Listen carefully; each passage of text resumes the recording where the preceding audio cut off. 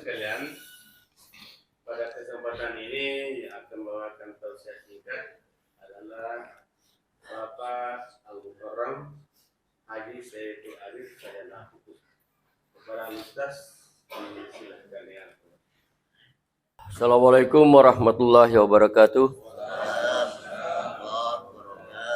Alhamdulillah wa syukrulillah wala haula wala quwata illa billah. Asyhadu an la ilaha illallah wa asyhadu anna Muhammadar Rasulullah, amma ba'd. Bapak Ibu dan saudaraku jamaah subuh rahimakumullah, tuan rumah Masjid Nurul Watan dan para tamu dari berbagai masjid, kelompok dan utusan berbagai organisasi yang bergabung sebagai aktivis gerakan Ahad Subuh Berjamaah rahimakumullah. Masih ada satu utang kita pada pengkajian pembahasan rumus 535 di kelompok ayat surah Ali Imran ayat 14 sampai ayat 17. 5 yang sangat disuka oleh manusia: keluarga, harta, kemudian kuda-kuda pilihan, binatang ternak, dan sawaladan. Zuyyina lin-nasi hubbus syahawat minan nisa'i wal banin wal qanatiril muqantarati minadz zahabi wal fiddah wal khailil musawwamah wal an'am wal hars. Allah ingatkan di penghujung ayat, zalika mata'ul hayatid dunya. Biar kamu sangat suka pada yang 5 itu hanya perhiasan dunia. Wallahu indahu husnul ma'ab. Ada yang lebih baik di sisi Allah. Yang lebih baik itu 3 dijelaskan di ayat berikutnya. Yang pertama, jannatun tajri min tahtihal anhar khalidina fiha. Surga yang mengalir di bawahnya sungai-sungai, dia kekal hidup di dalamnya. Yang kedua, azwaju mutahharah, keluarga yang disucikan. Yang ketiga, waridwanu minallah, keridaan Allah. Karena ini persoalan rumit, sangat suka manusia secara alami, manusiawi, maka jika harus berhadapan dan mutlak memilih, maka tidak sembarang orang mampu memilih yang 3 daripada yang 5 jika mutlak harus memilih. Tapi kalau seirama, sejalan, nggak ada masalah. Ada 5 kualitas insan, kualitas manusia yang bisa memilih 3 kalau berhadapan dengan 5 dan mutlak harus memilih. Yang pertama, as-sabirina, orang-orang sabar. Yang kedua, as-shadiqina, orang-orang benar. Yang ketiga, wal qanitina, orang-orang taat. Yang keempat, wal munfiqina, orang-orang yang senantiasa berinfak. Yang kelima, wal mustaghfirina bil ashar, dan orang yang senantiasa beristighfar, minta ampun kepada Allah, terutama di waktu sahur. 30 menit sesudah sholat tahajud dan witir menjelang subuh, itulah waktu yang paling direkomendasikan oleh Allah dalam ayat ini untuk memperbanyak istighfar. Nah, 5 poin ini Bapak, Ibu, saudara-saudaraku sudah kita bahas di berbagai masjid setiap Ahad. Ya, as-sabirina sudah, wal mustaghfirina bil ashar sudah, wal qanitina juga sudah, wal munfikina malah banyak yang kita bahas berkaitan dengan zakat. Karena ternyata zakat ini dalam Al-Quran 33 ayat yang menyinggung tentang zakat, tetapi banyak istilah yang digunakan oleh Al-Quran justru sedekah, yang kemudian dilihat terjemahannya justru diterjemahkan zakat. Innamas sadaqah lil fuqara wal masakin. Itu yang kemudian kita tahu tentang asnaf. Al-Quran menggunakan innamas sadaqah, tapi diterjemahkan sesungguhnya zakat itu. Al-Quran tidak mengatakan innamaz zakah. Usmin amwalihim sadaqatan. Ini sama-sama di At-Taubah. Asnaf itu di At-Taubah ayat 60. Jemputlah, pungutlah, ambillah zakat dari mereka. Tapi Al-Quran menggunakan istilah sedekah. Usmin amwalihim sadaqatan. Tutahhiruhum wa tuzakkihim biha. Itu tentang wal munfiqina. Saya mohon maaf, satu lagi utang kita adalah as-sabirina. As-shadiqina. Saya sudah niatkan itu, tapi ternyata inspirasi ayat yang dibaca oleh Pak Muhtar di rakaat pertama dan rakaat kedua menginspirasi bahkan mendesak dalam tanda kutip memaksa saya untuk mengalihkan dulu pembahasan itu. Di rakaat pertama Pak Mutar membaca surah Al-Fat, 3 ayat terakhir. 27, 28, 29. 29 itu fadilahnya 1 kali jadi baca sama nilainya dengan hatam Al-Quran. Muhammadur Rasulullah dan seterusnya. Surah Al-Fat ayat terakhir ini Bapak dan saudara-saudaraku baca berulang-ulang, renungkan, tadaburi. Banyak sekali nilai yang terkandung di dalamnya. Apalagi ini ayat mengandung pribadi Muhammad. Kalau terhadap sesama manusia yang seagama, ruhama'u bainahum. Kalau sesama manusia yang tidak seagama, asyidda'u alal kufar. Di ayat lain dikatakan kalau sesama manusia yang seagama, azillatin alal mu'minin. Sesama manusia yang tidak seagama, azillatin alal kafirin. Itu hablum minan nasnya. Hablum minallahnya, tarahum ruk'an sujjada yabtaguna fadla minallahi wa ridwana. Tapi bukan itu yang kita bahas. Kontesnya subuh ini Pak, di ayat 27 yang dibaca oleh Pak Mutar di rakaat pertama. Laqad sadaqallahu rasulahur ru'ya bil haqqi la tadkhulunnal masjidal haram insyaallahu aminin. Kalau kita belajar Al-Quran dari sejarah turunnya, ini surah Al-Fat ayat 27 ternyata secara sejarah Pak Ibu ya. Ada hubungannya dengan surah An-Nasr. Idza jaa nasrullahi wal fath wa ra'aitan nasa dan seterusnya.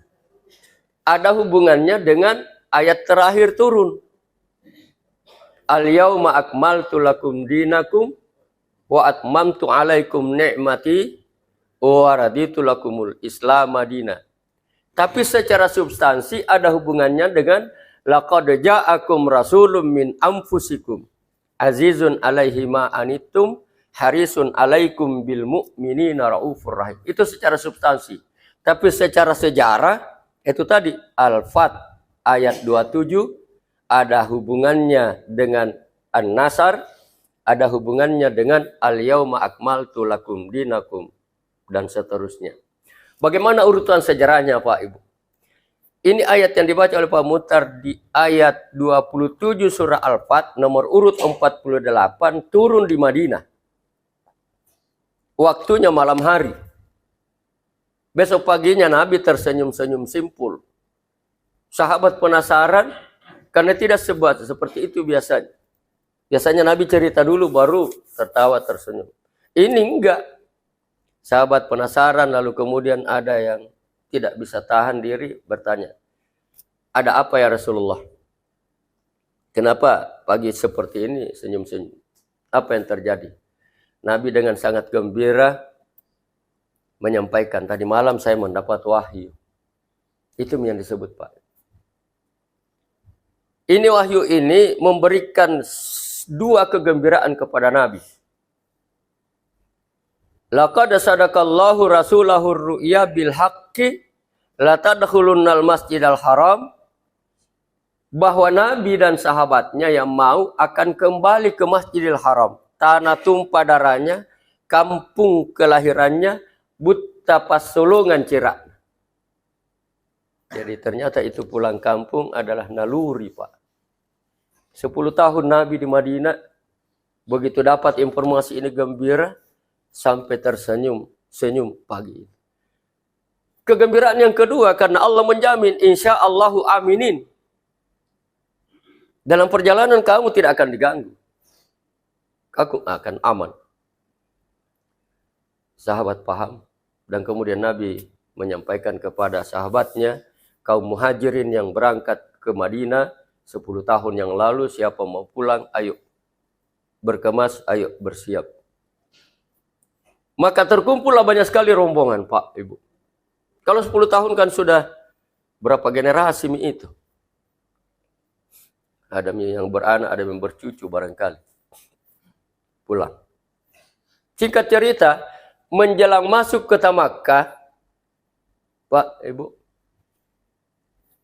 ada di antara sahabat Nabi yang tidak bisa lupa penderitaan mereka waktu mereka dipaksa pergi ke Madinah. Sanging bajur kali Pak lahir nggak lampai. Tidak ada orang yang bisa membawa aset. Tidak ada orang yang bisa membawa harta. Sanging boloso bajur kali lahir. Itu penderitaan yang diingat oleh salah seorang sahabat di antara mereka. Saking sakit hatinya, bukan dendam. Saking sakit hatinya, apa ngarai. Ya, apa ngarai. Ini setelah ada informasi bahwa Muhammad dengan pasukannya, Muhammad dengan sahabatnya, Muhammad dengan pengikutnya, jumlahnya banyak. Sudah mau masuk Makkah. Sebahagian besar orang Makkah, kafir Quraisy yang mengusir Nabi 10 tahun yang lalu, sudah menyingkir keluar kota, Pak. Karena takut, pada kali ini pasti Muhammad dendam. Cuman ada sebagian di antara mereka laku nampak dendam Muhammad, mana dia pakai misak, pastilah boja kilah huno. Nekat mereka tetap di kota saja. Nah, di antara sahabat Nabi, jamaah Nabi, rombongan Nabi ini ada yang tidak bisa melupakan penderitaan waktu berangkat. Yang meningaru Pak Ibu, Pak Ngarah. Menghunus pedang.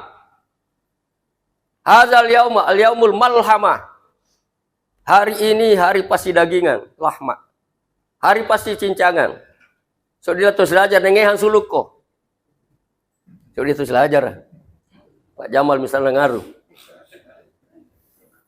Tak bangka munabita. Allah jamin insya Allahu aminin. Nah udah lari Pak Beserang. Pas itu bukan, nah justru dari sahabatku. Ini bisa diskusikan, tapi itu sejarah yang saya baca Pak. Nabi langsung ambil alih keadaan situasi. Ya.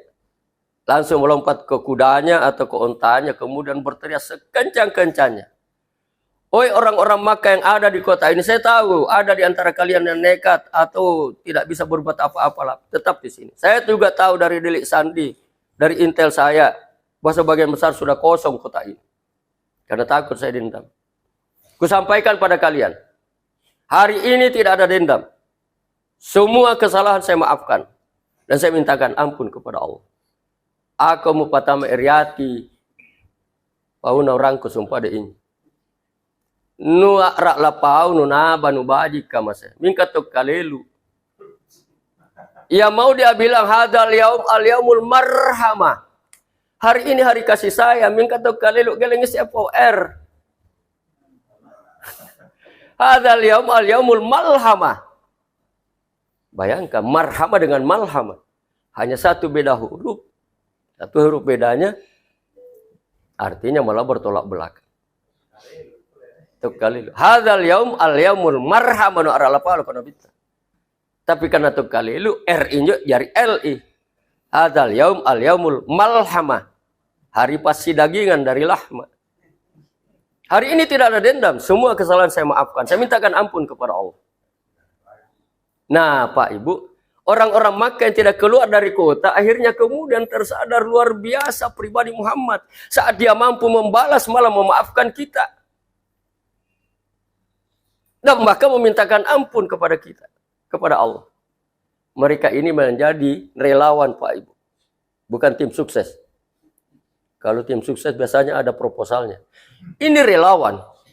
Maksudnya, dia yang keluar mencari saudaranya, keluarganya, orang-orang yang menyingkir, bersembunyi di luar kota. Oh pulang kok. Lu salah tangga, pakai Muhammad tu sanak baji. Nah, aku lek balas sekaya lohe. Nah lama apa kan? Pulang mesum.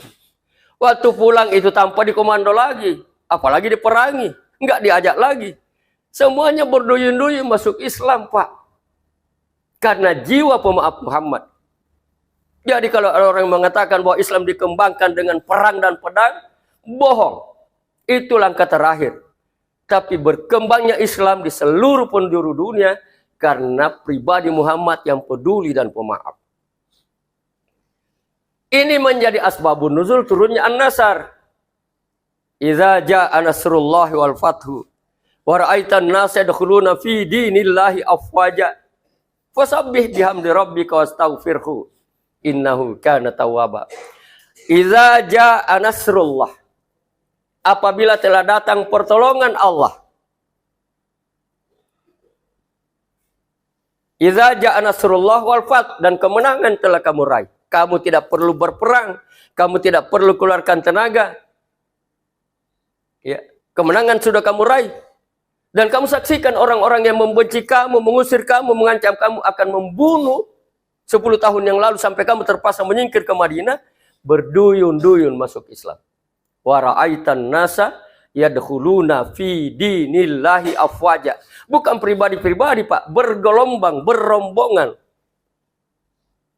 Oleh karena itu Muhammad, fasabbih bihamdi rabbika. Bertasbihlah, mengagungkan asma Tuhan. Wastaghfirhu, minta ampun.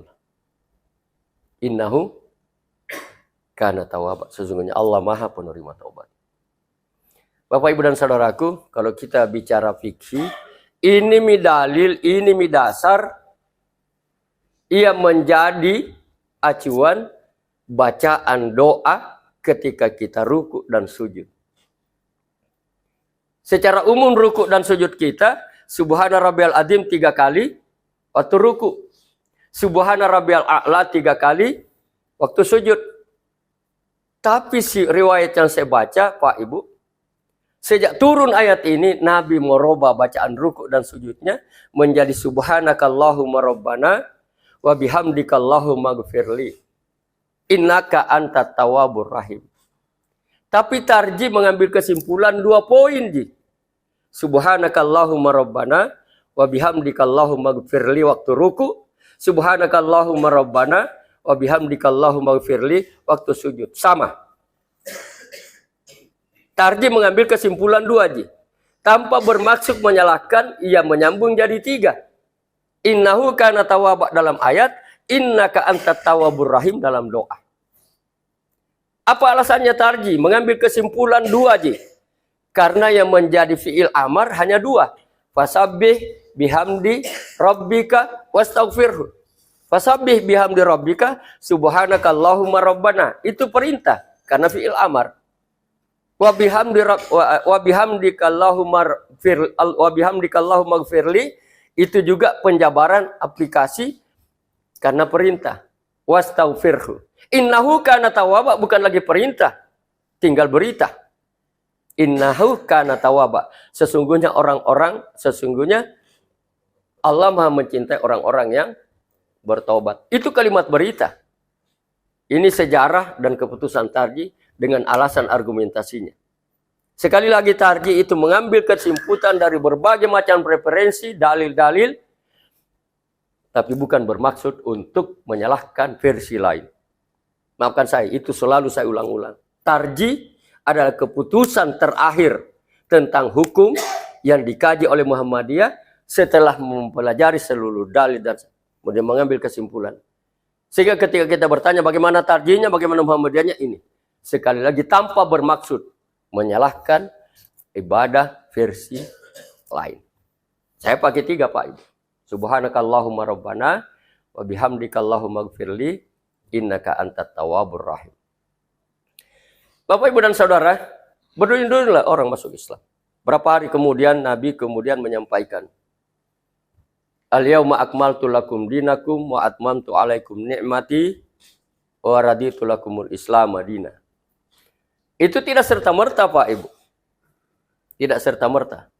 Diawali dengan sejarah ketika Nabi mengatakan, mengumpulkan sahabat-sahabat utamanya, kuwariskan 2 perkara pada kalian. Al-Quranul Karim, firman Allah, dan sunnahku. Siapa yang mengamalkan sunnahku, berarti dia mencintaiku. Siapa mencintaiku, akan bersamaku di surga nanti. Lalu dalam waktu yang hampir bersamaan atau beberapa waktu kemudian, turun Al-Ma'idah ayat 3. Surat nomor urut 5 ayat 3. Al-yawma akmaltu lakum dinakum wa atmamtu alaikum ni'mati wa raditu lakumul Islam madina. Yang dalam sejarah Al-Quran, kita tahu inilah surah ayat terakhir turun karena tidak ada ayat sesudahnya. Setelah itu Nabi sudah meninggal. Apa hubungannya dengan laqad ja'akum rasulun min anfusikum? At-Taubah ayat 128. Ya, At-Taubah surat nomor 9. Ya, di hari akhir-akhir, detik-detik terakhir Nabi meninggal, dikumpulkan sahabatnya di rumahnya, beliau lagi sakit, ditutup pintu, ditutup jendela. Iya. Bapak, Ibu, dan saudaraku, itulah yang disampaikan oleh Nabi. 2 poin. Wariskan 2 perkara pada kalian. Al-Quran dan sunnahku. Siapa yang mengamalkan sunnahku berarti dia mencintaiku. Siapa yang mencintaiku akan bersamaku di surga nanti. Waktu di rumahnya lagi sakit Bapak dan Ibu, Nabi bertanya,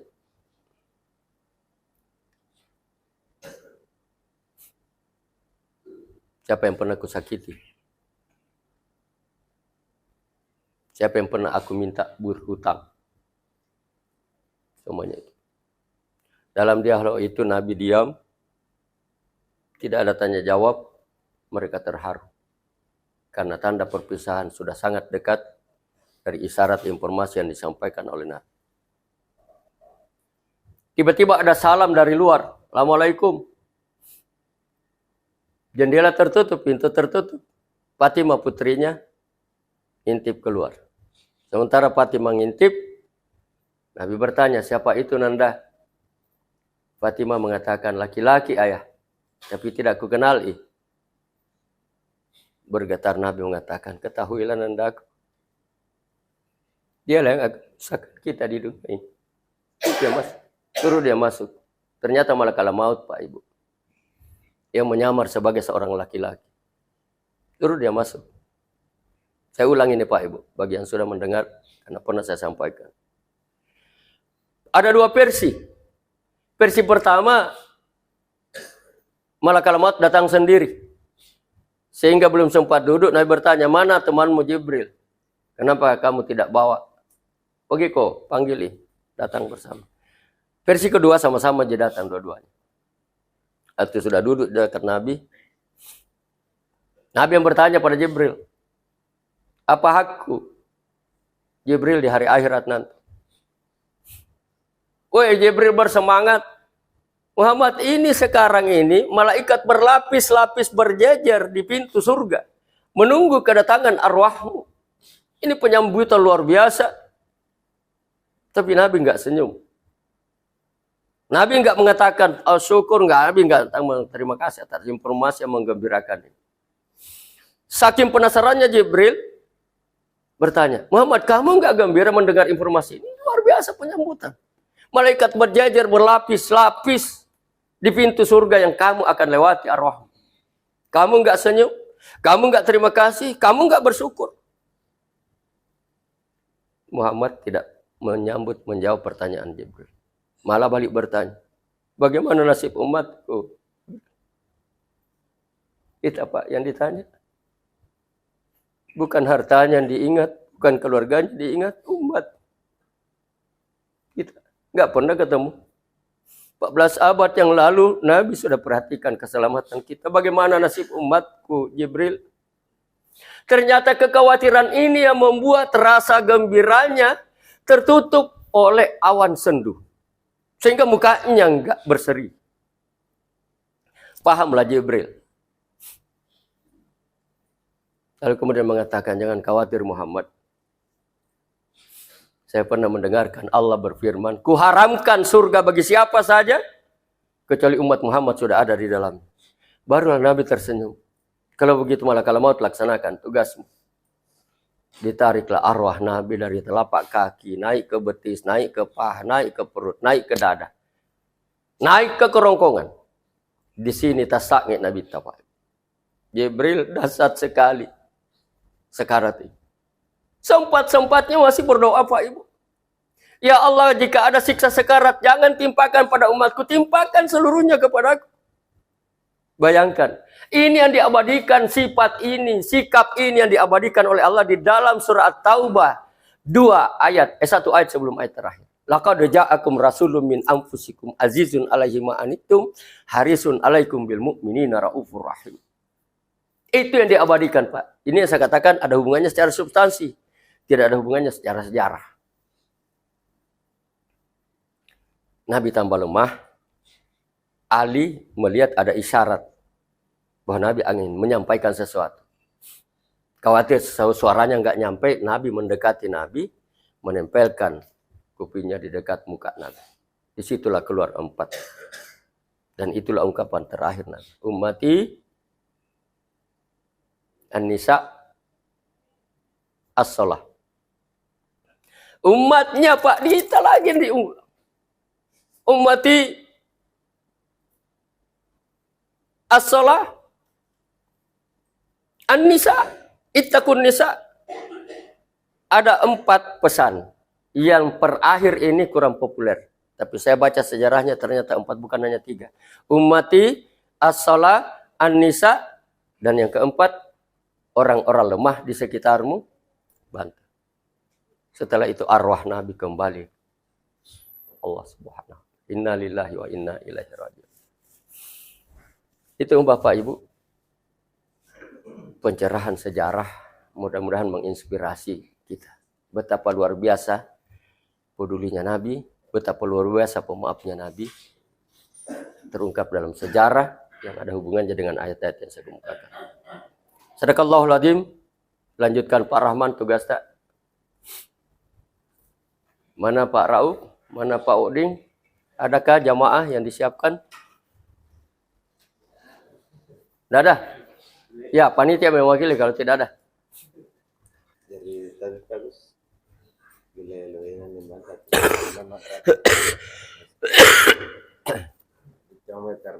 Makasih. Teruskan Pak Gus. Teruskan ke rumahnya orang. Bukan ke rumah tak. Makasih Pak Rauf. Makasih Pak Udin. Makasih Pak Agus. Makasih Bapak Ibu panitia.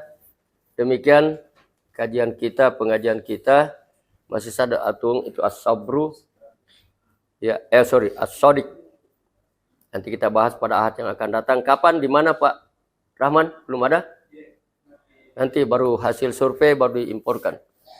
Demikian Bapak Ibu, kita berdoa, kita berharap, kita memohon mudah-mudahan yang memberi dapat berkah.